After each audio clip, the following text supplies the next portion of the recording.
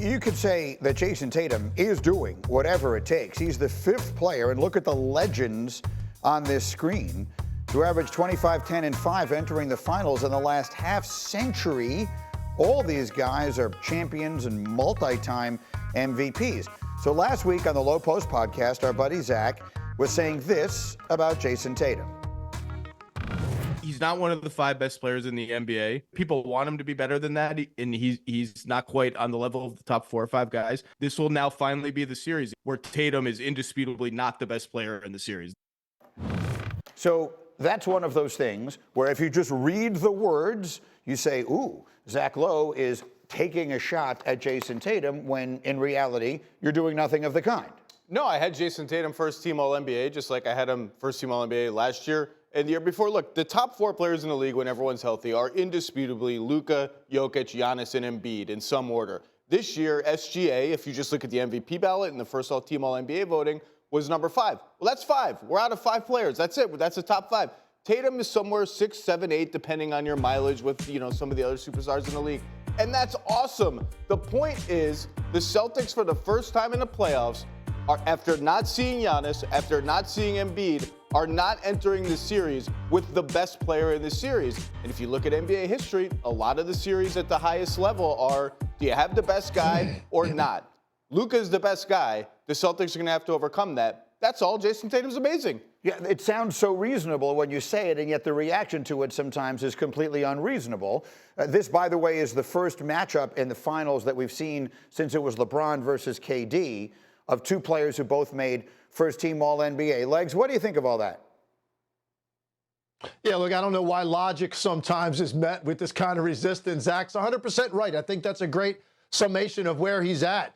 I look at it like this. Jayson Tatum is a guy that we have questioned about some of his playoff performances, in particular what happened a couple years ago against the Warriors when he did not play his best and was outplayed by Golden State's best player. And that's why the Golden State Warriors won a championship. So I look at this team and I say, look, does Jayson Tatum have to be the best player on the floor? Or else it doesn't count for some reason? It's all about context, Greeny. If Jayson Tatum plays well to great, somewhere in there, but gets outplayed on his own team by Jaylen Brown, let's just hypothetical. If that were to happen and they win the title and Jaylen Brown gets finals MVP, I don't think somehow that's a slight against Jayson Tatum, and I feel like that's where some people are with this. Not only does he have to win it, he has to be the best player on the floor in doing it, and I just don't know where the logic comes from. Part of this is build the team around a guy that gives him the best chance to compete. The emergence of Jaylen Brown, the additions of Kristaps Porzingis and Drew Holiday and Derek White a year ago, that is what has now given Boston a team that looks like should win a championship. And if Jayson Tatum plays well in doing that, I think he's going to check some boxes, and I think it's going to validate what he has been as a player to this point in his career. Amen. We do this thing sometimes where we make it about individual players, and we end up, and this is what really has made the Celtics mad, it ends up coming off like we're pitting teammates together. We don't have to do that. This is as much about Derek White and Kristaps Porzingis and Drew Holiday and P.J. Washington almost as it is about the very best players. But go back to that Warriors series where everyone thinks Tatum failed. Yeah. He was 24 years old, barely 24 years old. He's 26 now. He's more ready now than he was then. And by the way, in that playoff run, he scored 40-something on the road in Milwaukee in Game 6 to save their season. Correct. Down 3-2. That's his signature game. And put up 50-something in Game 7 against Philly last year. So let's not pretend like this dude hasn't risen up in big, big moments. Absolutely. There's 2 things about this that make it interesting to me. Finals MVPs, they don't matter as much in the moment. I agree with you.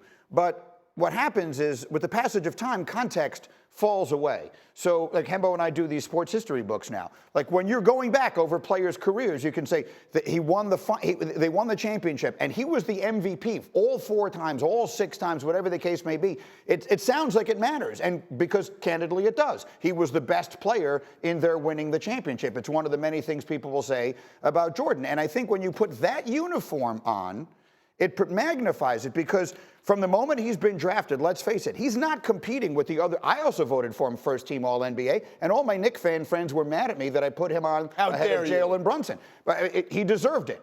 But here's the point, is that he's competing on some level with Larry Bird, John Havlicek, and all the other great Celtics. People want him to become the next one in that lineage. That's just what they draft him. He looks like he's got a chance to be one of the best players in the world, so they want him to be that guy. And on some level, I think that's where some of these questions come from. I guess that's fair. Look, it's indisputably a feather in your cap. We'll always say Chauncey Billups, Finals MVP. Paul Pierce, Finals MVP. It took 4 times for Steph Curry to get it, and he finally got it. It's a feather in your cap. But look, you have to win. The title is the whole thing.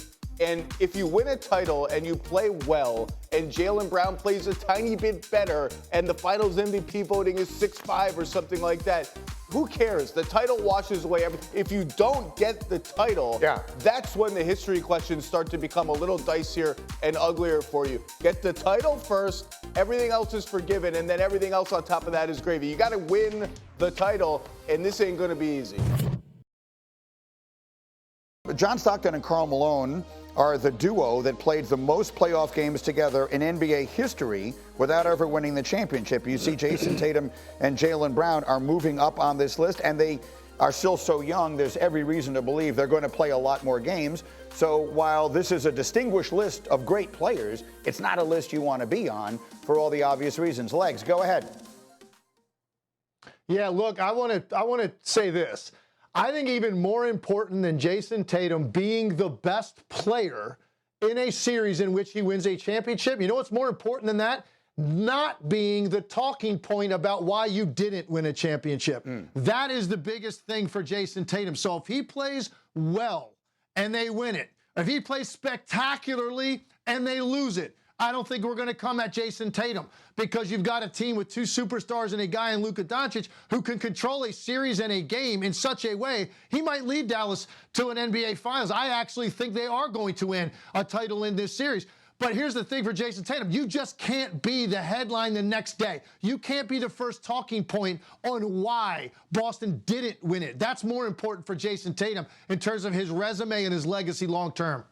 That's hard for him to avoid, to the extent that he's the best player, and he's, in my opinion at least, he's had the best team for a while. I will forever believe they should have won that series against Golden State. They certainly should have beaten Miami last year. The argument I had with the guys on the Pat McAfee show last week, who were coming at me saying that I'm dissing the Celtics or whatever. I'm not dissing anybody. But the reality is, when you have the better team and you don't win, that's when these kinds of questions come into play. Now, you want to make an argument they may not have the better team in this series, particularly if Porzingis doesn't play. We'll have to see how it all looks on the court. But I think that's where at least some of the criticism has come from, is when you have the better team and you don't wind up winning, people are going to look for reasons why. And they start with the best player. The Celtics are the best team. They've been the best team from day one this season. But the gap is not nearly as big as it looks like when you look at the records, because the Mavericks became a completely different team midway through the season.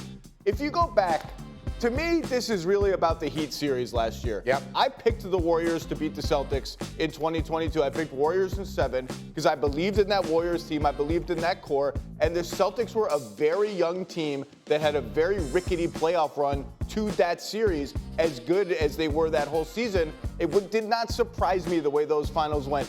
To me, all this angst is about how in the hell do you fall down 3-0 with home court against an 8th-seeded Miami team and completely let go of the rope in Game 3. If you go back and watch that game, you will be astonished the degree to which Boston just kind of gives up midway through the game. Credit to them for rallying back, forcing in Game 7. They didn't win. Tatum gets hurt. I think a lot of the angst about Tatum and the Celtics is overdone on that Warriors series and really should be about that Miami series, because that's an opportunity you do not get very many times. So, I mean, Legs, to answer the question that is actually on the screen, your answer to this is no, it's not about winning Finals MVP. He and this Celtics group, this team that has been so good at this point for, feels like, what, 5-6 years, just need to cap it off with a championship, Just and win. all of this goes away.